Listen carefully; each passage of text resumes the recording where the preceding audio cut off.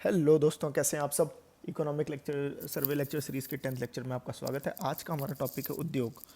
दोस्तों, ये CGPSC mains के पर्सपेक्टिव से तो इम्पॉर्टेंट है ही, साथ ही साथ जो एडीआई दे रहे हैं उनके लिए भी काफ़ी इम्पॉर्टेंट है। बिकॉज ये जो पूरा का पूरा चैप्टर है that talks about the future of Chhattisgarh, चाहे वो इंडस्ट्रियल पॉलिसी हो एंड चाहे वो एग्जिस्टिंग सिनेरियो हो और हमारा राज्य किस दिशा में जा रहा है, इन तीनों पार्ट्स को ये चैप्टर कंप्राइज करता है। बहुत ही प्यारा डॉक्यूमेंट बना है। शुरू करते हैं दोस्तों। बड़े प्यार से इसको फिर से मैं समझाऊंगा कि देश में आर्थिक विकास के लिए औद्योगिकरण का योगदान महत्वपूर्ण है। बहुत जनरल लाइन होगी, ये पढ़िए। छत्तीसगढ़ राज्य में स्थायी एवं सुशासन होने की स्थिति में, मतलब स्टेबल एंड गुड गवर्नेंस, ये दो इसके कैरेक्टरिस्टिक हैं। अतिरिक्त होने के अतिरिक्त गुणवत्ता युक्त निर्बाध विद्युत, मतलब इलेक्ट्रिसिटी सप्लाई आपका कंटिन्यूअस रहता है। ठीक है, तो ये पहला हो गया हमारा इनेबलर नंबर 1। अपार खनिज संपदा, मतलब दूसरे रिसोर्सेस।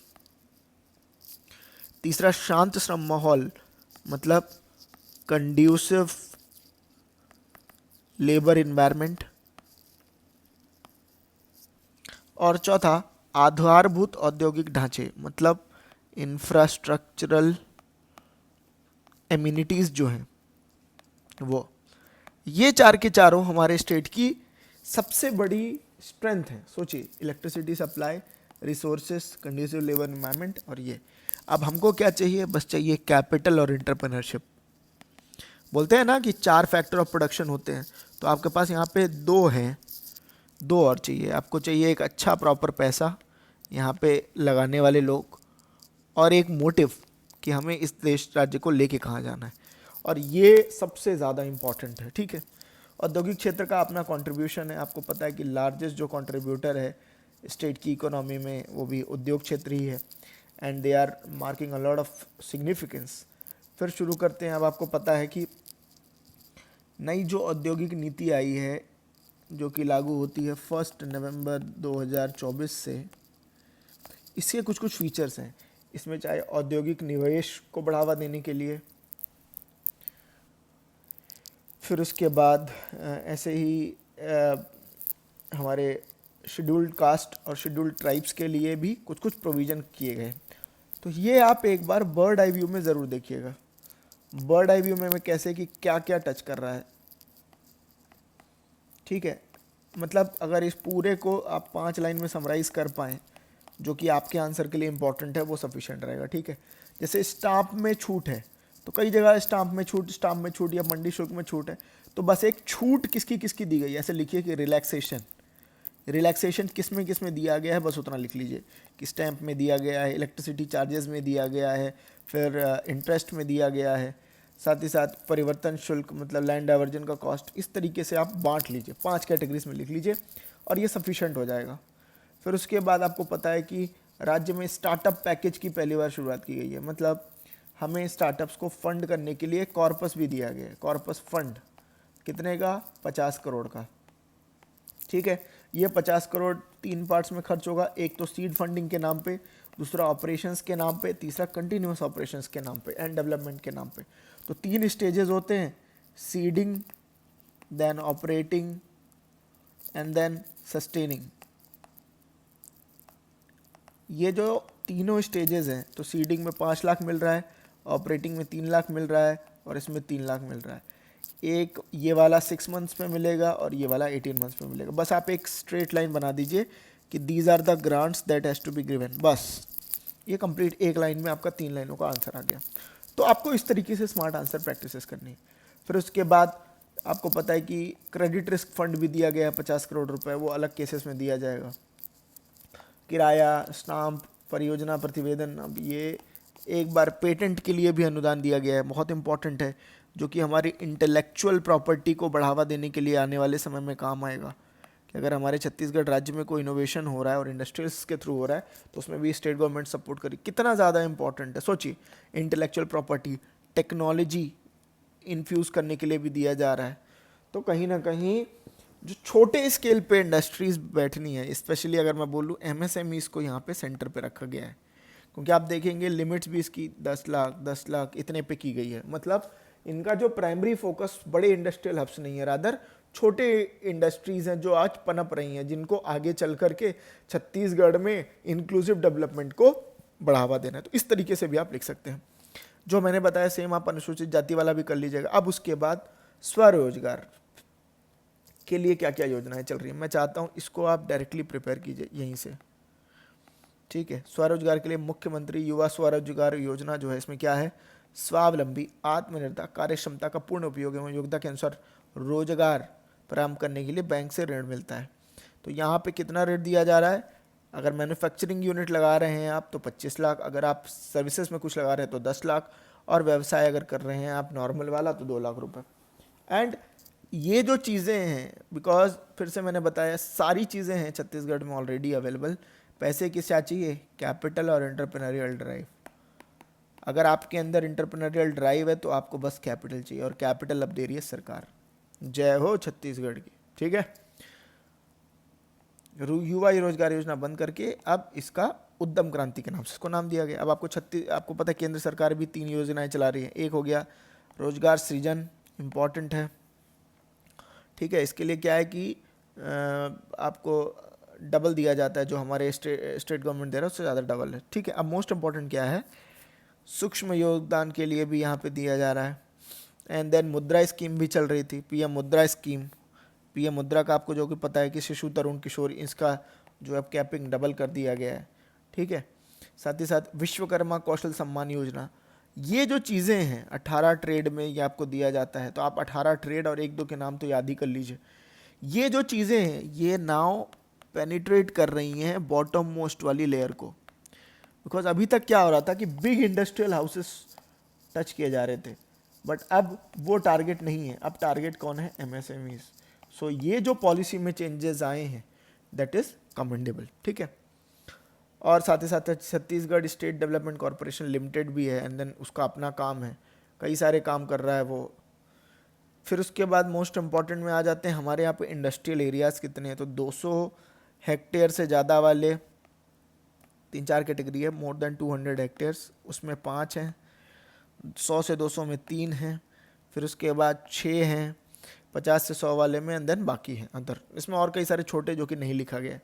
तो ये चीज़ें आपको एटलीस्ट पता रहनी चाहिए कि भैया ये जो, अब मान लो कल को बोला जाए कि छत्तीसगढ़ में इंडस्ट्रियल डेवलपमेंट कंसंट्रेटेड है, ठीक है। तो एक छत्तीसगढ़ का अगर आप रफ मैप बना रहे हैं फॉर एग्जांपल, तो आप ये देखिए ये 5 के पाँचों जो बिगेस्ट हैं वो कहाँ पे कंसंट्रेटेड है। रायपुर में ही 2 है, बिलासपुर में 2 है, और एक दुर्ग में है। कितना कंसंट्रेशन है। तो ये आप एलिगेशन लगा सकते हैं कि हमें अब लार्ज जो इंडस्ट्रियल एरियाज़ हैं उनको लेके जाना पड़ेगा, एक एटलीस्ट यहाँ पे आए और एक एटलीस्ट यहाँ पे आए। This should be your vision, ठीक है। इवन अब आप देखिए कि छोटे में, मतलब कांकेर में सिर्फ 53 हेक्टेयर का है, जो पूरे इसका मुझे लग रहा है सबसे बड़ा होगा, जो कि हमारे लिए एक चैलेंजिंग सिनेरियो है। हमें बड़े इंडस्ट्रियल एरियाज़ की ज़रूरत है ताकि मास यहाँ पे इंडस्ट्रियल एक्टिविटीज़ हो जाए। इसके बाद आपको पता है कि इंडस्ट्रियल डेवलपमेंट के लिए एक इंटीग्रेटेड अप्रोच भी लगाई गई है, जिसमें भारत सरकार ने एक सूक्ष्म और लघु उद्योगों के लिए एक ये स्कीम चालू किया। उसमें हमारे स्टेट में भी कई सारे आते हैं, एंड आज के टाइम पे नए भी कुछ कुछ बन रहे हैं, जैसे महुआ पाली या सीआर पाली रायगढ़ में, परसिया मुंगेली में, सेलर बिलासपुर में, अभनपुर में। तो इनके यहाँ काम चल रहा है। साथ ही साथ और भी एक स्पेसिफिक इंडस्ट्रियल एरिया, तो बस ये नाम याद कर लो, सिर्फ नाम, कहाँ पे क्या है और क्या इंडस्ट्रीज़ हैं। पहला है तो इलेक्ट्रॉनिक मैन्युफैक्चरिंग क्लस्टर, कितना इंपॉर्टेंट है। फूड पार्क कितना फ्यूचरिस्टिक है, क्योंकि आने वाले टाइम पे इनकी तो डिमांड ही रहेगी, ठीक है।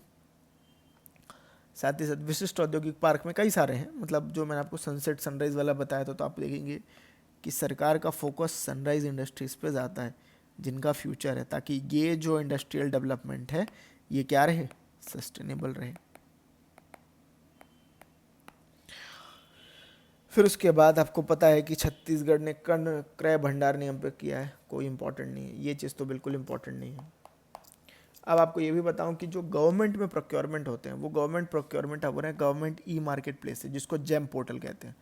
आपने कई जगह इसका नाम भी सुना होगा कि ई ऑफिस लाया गया, जेम पोर्टल से प्रोक्योरमेंट बढ़ाया गया। कितना हुआ, ये बस अमाउंट आप याद रखिए कि तकरीबन 3500 करोड़ रुपए का जो प्रोक्योरमेंट है वो किससे हुआ, जेम पोर्टल से हुआ, बस इतना याद कर लीजिए, और कोई फिगर इसमें इंपॉर्टेंट नहीं है, ठीक है। फिर कौशल उन्नयन के लिए आपको पता ही है कि स्किल डेवलपमेंट के लिए अपैरल ट्रेनिंग। अब एक और इम्पॉर्टेंट है, बस्तर संभाग में युवाओं हेतु कौशल विकास परीक्षण के लिए 240 युवा। अब सोचो यार, छत्तीसगढ़ में बस्तर डिवीजन अगर एरिया वाइज देखें तो आई थिंक सेकेंड बिगेस्ट होगा, एंड पॉपुलेशन भी यहाँ पे होगी कम से कुछ नहीं तो लाखों में तो है, करोड़ों में SC/ST की पॉपुलेशन कितनी ज़्यादा है। क्या उसमें सिर्फ 240 युवाओं को ट्रेनिंग देने की सुविधा होना सफिशिएंट है? Is it sufficient? Tell me. If your answer is yes my friend, you need to work मोर।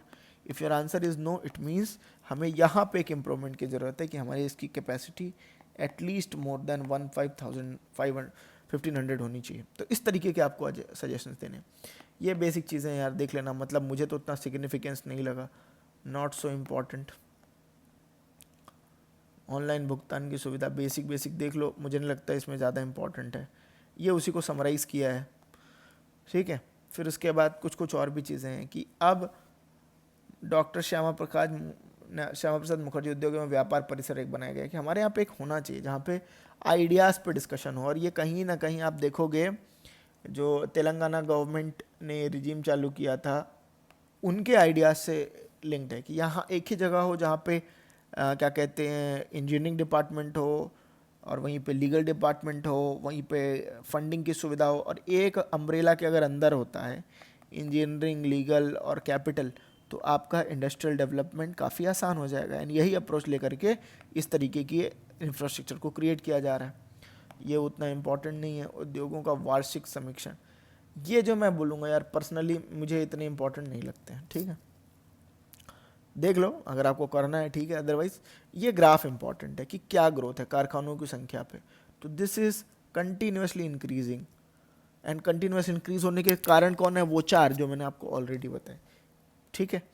फिर उसके बाद ये थोड़ा सा इंपॉर्टेंट है कि अगर उद्योगों की संख्या में वृद्धि होता है तो क्या होता है, एक तो एम्प्लॉयमेंट जनरेट होगा, दूसरा इकोनॉमिक डेवलपमेंट होगा, तीसरा आपका फॉरेन डायरेक्ट इन्वेस्टमेंट आएगा, चौथा IT एंड इनोवेशन का प्रमोशन होगा, एंड देन इंफ्रास्ट्रक्चर का डेवलपमेंट होगा। ये इस तरीके के आप बुलेट पॉइंट्स ज़रूर लिखिए। अगर आप इस तरीके के बुलेट पॉइंट्स लिखते हैं तो आपके आंसर में कंप्लीटनेस का एक भाव आ जाता है। और इंडस्ट्रियल जो हमारा सूचकांक है, ये अगर आप देखेंगे तो खनन में रिलेटिवली थोड़ा कम हुआ है, बट बाकी में आप अच्छा खासा प्रोग्रेस कर रहे हैं। फिर आता है ग्रामोद्योग। ग्रामोद्योग में मोटा मोटी जो सेक्टर्स हैं, ये पालित डाबा, टूसर कुकर योजना, इनको पढ़ो, मतलब इस सेंस से मत पढ़ो कितना इम्पैक्ट हो रहा है, इस सेंस से पढ़ो कि ये है क्या और इसका डिप्लॉयमेंट कहाँ पॉसिबल है।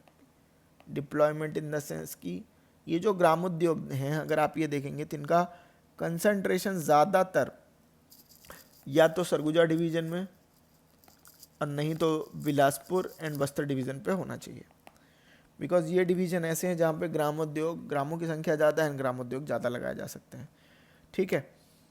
मलबरी रेशम विस्तार योजना, एक बार नाम पढ़ लो कि क्या है, कितना चल रहा है, डिटेल पूरा इसमें टेबल जाने की ज़रूरत नहीं है, ऐसे ही हाथ करगा के लिए भी।